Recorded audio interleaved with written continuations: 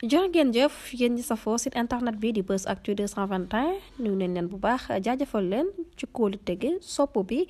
ak topp bi nga xamante ne rek yi nag ñu koy topp bu leen fàttee abonné di bës cloche de notification yi ngir mën a am yeneen i info. asalaamaaleykum wa rahmatullah gars yi maa ngi leen di ziyaare bu baax a baax defe naa comme niñ ko xamee ñun ñëpp suba mooy le 25 février 2024 waroon nekk jouru élection maanaam suba la ñu waroon xam ku ñuy tabb ci Sénégal pour mu jiite ñu ci juróomi at yi ñëw ndax donte peut-être am nañu confiance que képp ku mën a jël réew mi it di nga am ñaareelu mandat waaye gëmoon nañ ne suba moom incha allahu rabbi mënoon nañoo tabb suñu président bu bees loolu moo waral njiitu opposition bi yëpp ñu ngi woote déjà ndaje Dakar foofu ci Dakar je pense que yéen ñëpp de jot ngeen message bi waaye dinaa leen ko gën a leeralal donc mi ngi nekk gars yi nee nañu rest in peace Macky Sall deuil de la démocratie sénégalaise. Voilà, front pour les candidats de l'élection présidentielle. Ñu ngi joxe rendez-vous terrain Xaar Yàlla. Terrain Xaar Yàlla la opposition bi joxe rendez-vous suba incha allahu rabbi pour fësal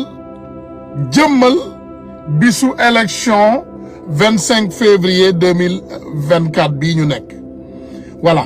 léegi nag gars yi il faut képp koo xam ne man nga ko am nga ko te nga man koo def nga fexe lépp loo man ñëpp daje terrain Xaar Yàlla pour won Macky Sall ne bëggatuñ ko ci réew mi te élection la ñu wax te élection léegi ku man sa morom daal. ginnaaw loolu nag ñu ngi ñëw aussi ñun aussi ci Amérique ñu ngi woote suba marche à la 116 entre 7 ak Lenox entre 7e avenue ak Lenox ci kanamu place su Mafal ñu ngi fay woote marche suba ndaje ñun ñëpp jouru élection à 14h heure de New York suba 116 14h heure de New York. voilà ñu leen di wax yéen ñëpp rek nañu daje pour jëmmal fësal indi lumière ci jour boobu dina am nag ay surprise incha allahu rabbi